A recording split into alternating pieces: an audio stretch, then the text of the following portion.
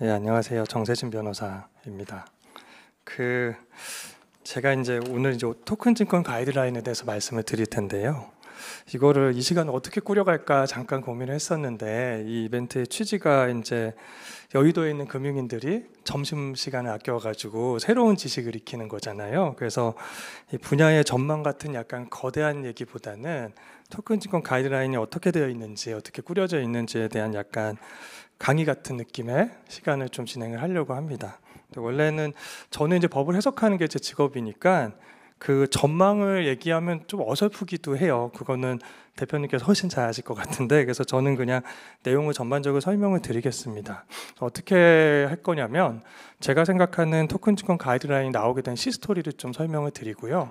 실제 가이드라인이 세 가지를 크게 얘기하고 있거든요. 그래서 그 세 가지가 어떤 것인지에 대해서 대략적으로 설명을 드리도록 하겠습니다.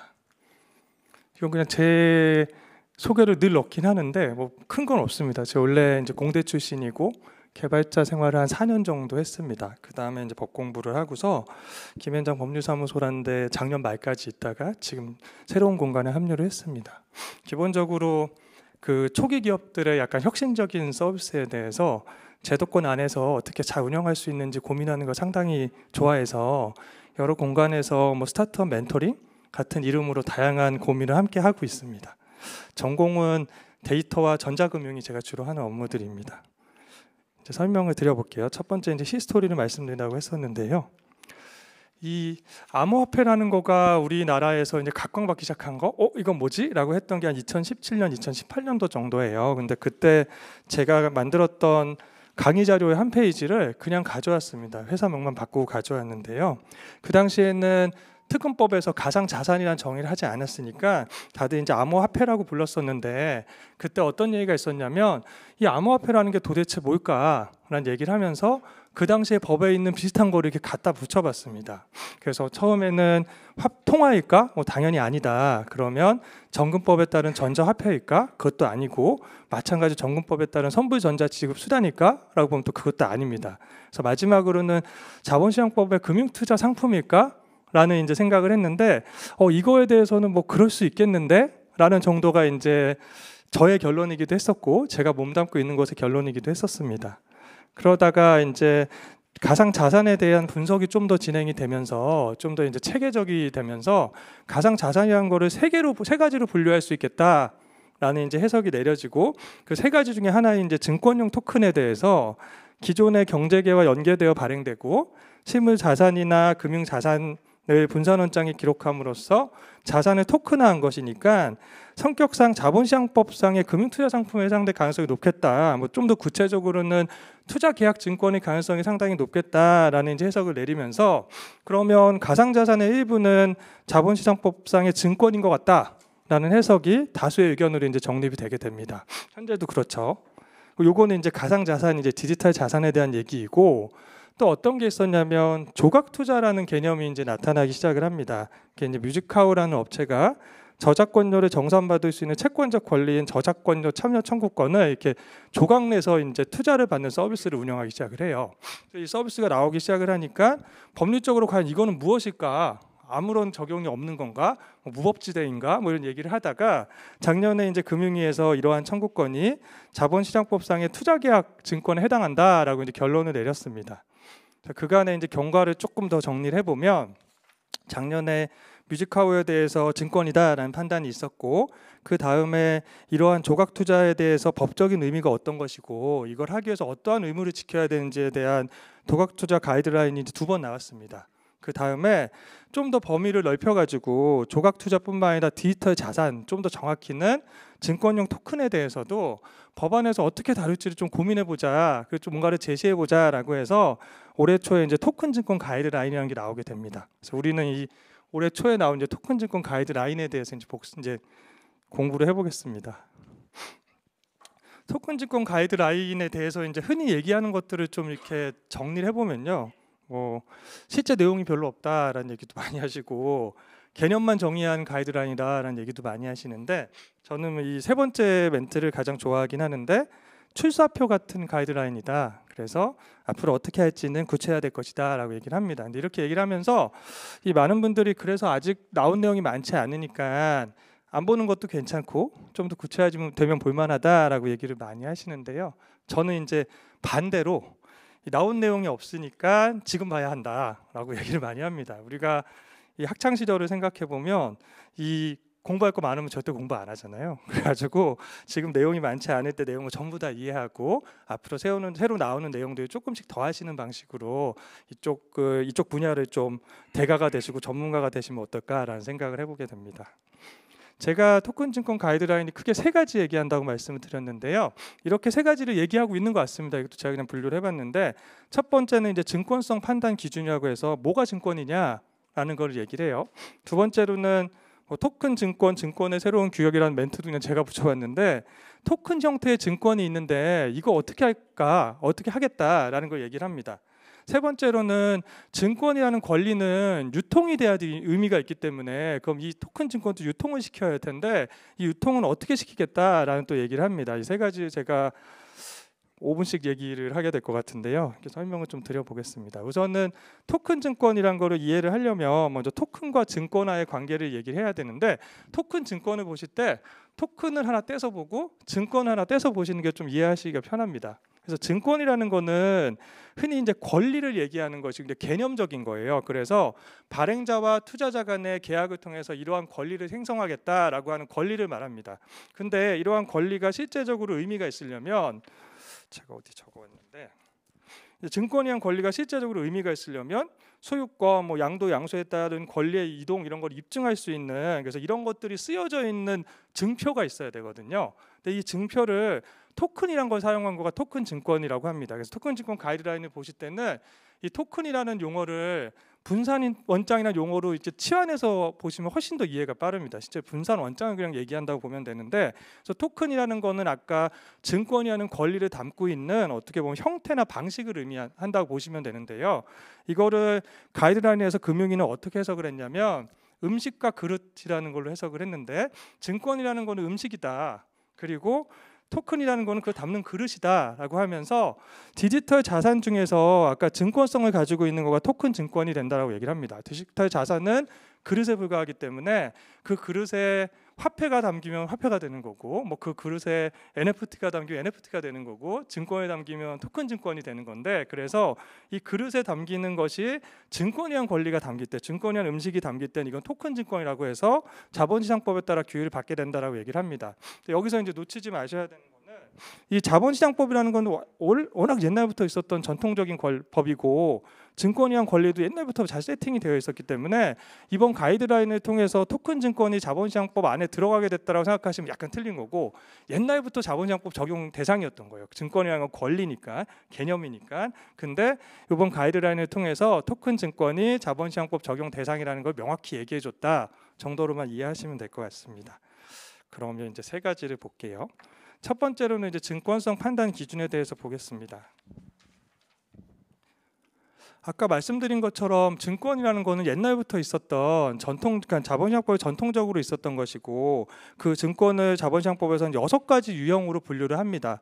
그러면 예전부터 있었던 증권이 왜 문제가 되냐, 왜 이슈가 되나 생각해 보면 이 6가지 유형 중에서 맨 마지막에 있는 투자계약 증권이라는 거는 실제로는 인정된 적이 없었던 거예요. 최근까지는 조각 투자를 통해서 금융위가 인정을 하기 전까지는, 최근까지는 인정된 것이 없었는데, 따라서 증권의 유형 중에 최근까지 실무상으로 한 번도 적용되지 않던 유형이 존재하게 됩니다. 그래서 이 투자계약 증권의 정의가 저기 법에 써 있긴 하지만 이게 실제로 어떻게 적용이 될지 이렇게 잣대를 가지고 실제에 붙여본 적이 없는 거예요. 그래서 앞으로 투자계약 증권이라는 구조가 상당히 많이 나올 텐데, 이 투자계약 증권에 대해서 판단할 때는 이런 기준을 가지고 판단해 보면 좋겠다라는 걸 가이드라인에서 먼저 설명을 합니다.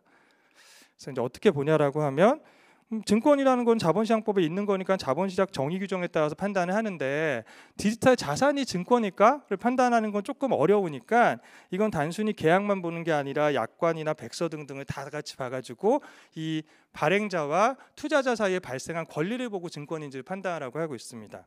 마지막으로는 이해관계인 등이 자본시장 법규 적용 여부를 자율적으로 점검해서 구체적인 사안에 대해 개별적으로 판단하라고 하고 있는데, 이 법 적용 여부를 개별적으로 판단한다라고 하면 결국은 방법은 이 법률 전문가한테 물어보는 것밖에 없잖아요. 그래서 제가 굳이 이거는 진한 색깔로 표시를 했습니다. 어쨌든 각자 증권을 발행하려는 사람이 토큰 증권이건 아니고 조각 투자건 디지털 자산에 따른 증권이건 각자 이게 증권인지 여부를 구체적으로 판단해야 한다고 얘기를 하고 있습니다. 그리고 투자 계약 증권이라는 게 처음 이제 도입되고, 도입은 옛날부터 됐지만 처음 실무상 존재하게 되기 때문에 투자 계약 증권의 아까 법적 정의가 요거인데, 위에 거인데, 그거에서 5가지의 그 요소를 이제 분설해 냅니다. 분설해 내 가지고 이 5가지를 확인하는 방법, 각각 어떻게 확인해야 된다라는 거를 가이드라인에서 설명을 하고 있어요. 근데 이 부분에 대해서는 구체적으로 설명할 수는 없을 것 같고 가이드라인을 한번 읽어보시면 좋을 것 같습니다.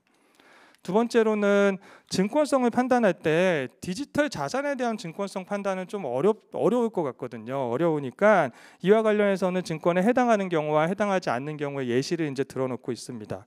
여기서 그러면 이 전체를 가지고 우리가 알아낼 수 있는 유의점은 뭐냐면, 기존의 방식으로 토큰을 발행하거나 조각투자 구조를 설계할 경우에는 증권에 해당될 가능성이 상당하고, 그러면 증권에 해당되지 않는다고 생각해서 내가 이런 사업을 운영했다라고 하면 자본시장법을 아예 안 봤을 거기 때문에 법적으로 위반될 가능성이 상당하거든요. 그래서 이런 것에 대한 면밀한 검토를 해야 된다라고 얘기를 하고 있습니다.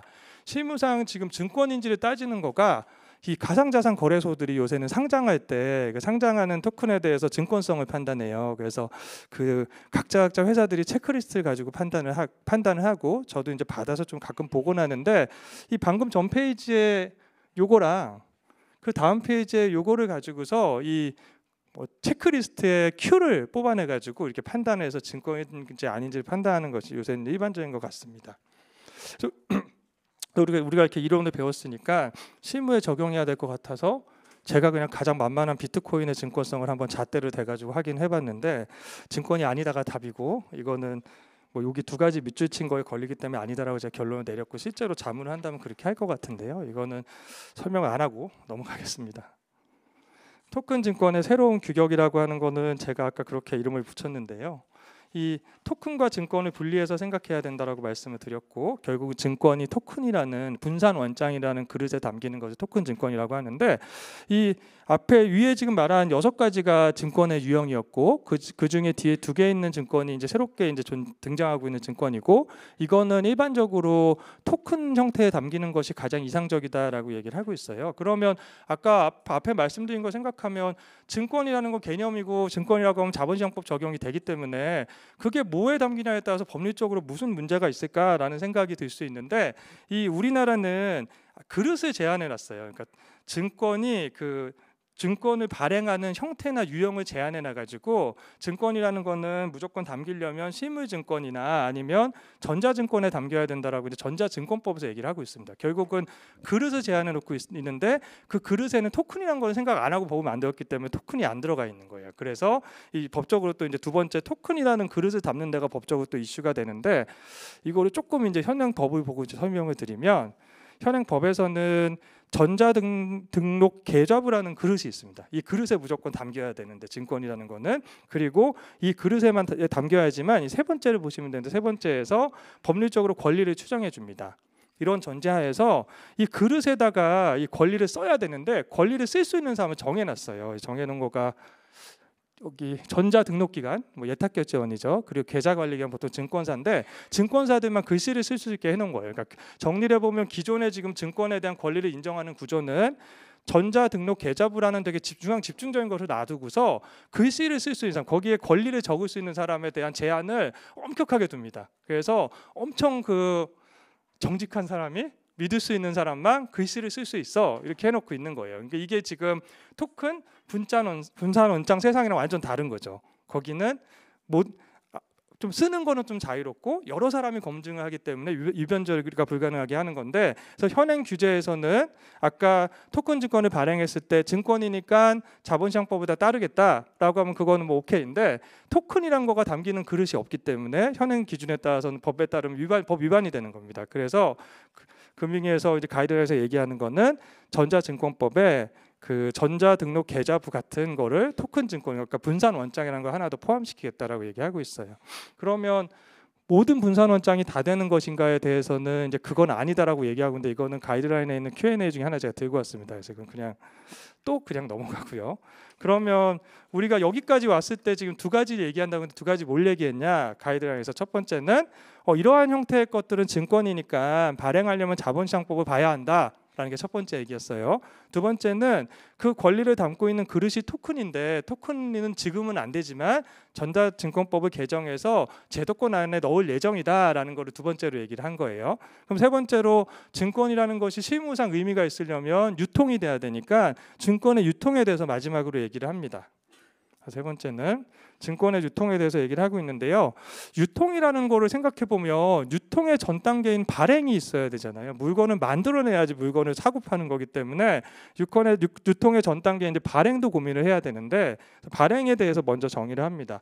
아까 일반적으로 지금 증권을 발행하는 형식은 그 증권의 권리를 쓸 수 있는 펜대를 잡을 수 있는 사람이 엄격한 제한으로 되어 있었기 때문에 여기서 말하는 계좌 관리 기관, 보통 증권사라고 하는데, 증권사를 통해서만 발행이 가능했는데, 이 분산 원장의 근거에서 보면 분산 원장은 여러 노드가 참여해서 기록을 검증하기 때문에 사후적으로 조작 변경 가능성이 없다. 그래서 펜대를 쓰는 사람을 이 누구인지에 대한 엄격한 제한을 좀 없애겠다라는 거예요. 이게 여기 앞에 제가 슬쩍 넘어갔지만 노드의 조건 중에 하나가 51% 이상의 다른 금융기관 등으로 구성돼야 한다는 게 있어요. 그러니까 이렇게 구성이 되어 있으니까 검증하는 사람을 믿을 수 있기 때문에 펜대를 잡고 글씨를 쓰는 사람은 좀 괜찮다. 좀 이렇게 그 앞에보다는 덜 믿음직스러워도 괜찮다라는 생각으로 이 토큰 증권을 발행하는 발행인이 직접 계좌관리기관이 될 수 있는 발행인 계좌관리기관이라는 걸 신설하겠다고 얘기를 합니다.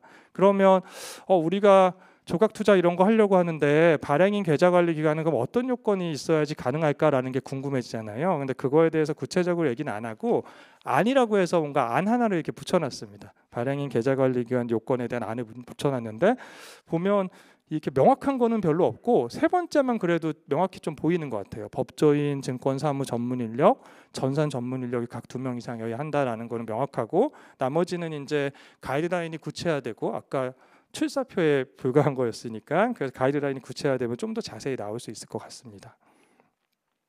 그럼 유통, 아까 발행은 정리됐어요. 발행을 해야지 유통이 되니까.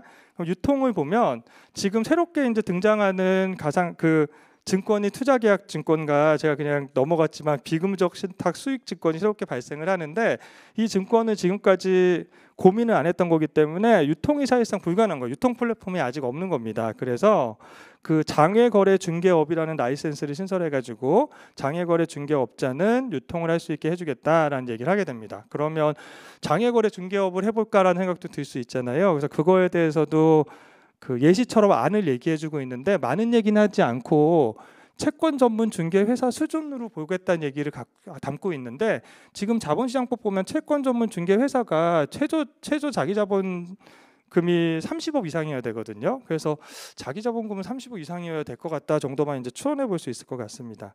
그 다음에 어떤 얘기 또 하고 있냐면, 유통과 발행이 분리돼야 된다라는 얘기를 해요. 이게 어떤 거냐면, 그냥 증권사를 하나 예를 들면 증권사가 아까 계좌관리기관이어서 발행도 도와주고, 이 장외 뭐였죠? 아무튼 장외 거래업자로서 장외 거래도 도와주게 되면, 이 장외 거래도 도와주는데, 이 장외 거래에서 하는 이제 유통되는 토큰이 뭐 A, B, C, D, E가 있다고 가정을 하는데, 그 중에 A는 내가 발행도 도와줬던 그 토큰이라고 가정을 하면, 어떻게 보면 이 유통하는 업자로서는 A가 더 잘 팔리게 하고 싶어하는 그 마음이 있을 수 있잖아요. 이거를 지금 가이드라인에 제가 빨간 표시한 이해상충이라고 얘기를 하는 것이고, 이거를 방지하기 위해서 발행에 관했던 그 토큰에 대해서는 유통을 못하게 한다라고 이제 이야기를 하고 있습니다.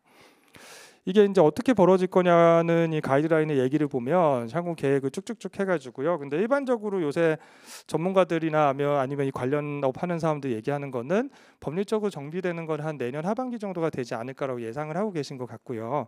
또 그 전에는 샌드박스, 금융규제 샌드박스, 혁신금융 서비스 통해서 이걸 해결하겠다. 그 전에는 이렇게 얘기를 하고 있습니다. 이게 이제 제가 가장 못한다고 하는 향후 전망인데요.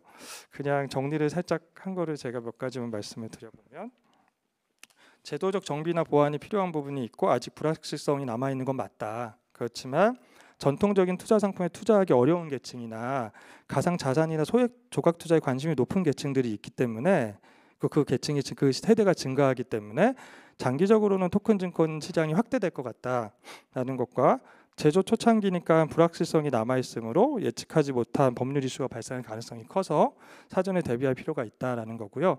마지막에 혁신금융 서비스를 지금 그 실제로 제도가 정립될 때까지는 이용한다라고 하는데 혁신금융 서비스의 혁신성을 어떻게 판단할지가 상당히 궁금한 것 같습니다. 제가 처음에 시작할 때 스타트업들 멘토링을 상당히 많이 한다고 했는데 요새 많이 물어보시는 거가 수요조사 신청서 쓰는 거예요. 그래서 수요조사 신청서를 쓰기 전에 한번 얘기하자고 하시는 분도 계시고 쓰고 나서 그거를 가지고 한번 같이 보자고 하시는 분도 계신데 최근에 봤던 제가 수요조사 신청서가 최근 4개가 전부 다 토큰 증권과 관련된 것들이었어요. 근데 그거를 보면서 이게 어떻게 어떤 그 아이디어를 갖고 있는 서비스, 토큰 증권 관련 서비스는 혁신성이 있고 어떤 아이디어에 대한 혁신성이 없다라는 판단을 어떻게 할 수 있을까 과연 그게 상당히 궁금하고 뭐 저도 모르겠더라고요. 그래서 혁신금융 서비스를 통한 접근할 때 혁신성이 인정이 돼야 혁신금융 서비스니까 혁신성이 인정이 돼야지 지정이 될 텐데 이 인정 기준을 예측하고 또 예상하는 것이 상당히 어려울 것 같다라는 생각이 듭니다. 그래서 제 강의는 여기까지고요. 이제 이어서 토론을 진행하겠습니다. 감사합니다. 감사합니다.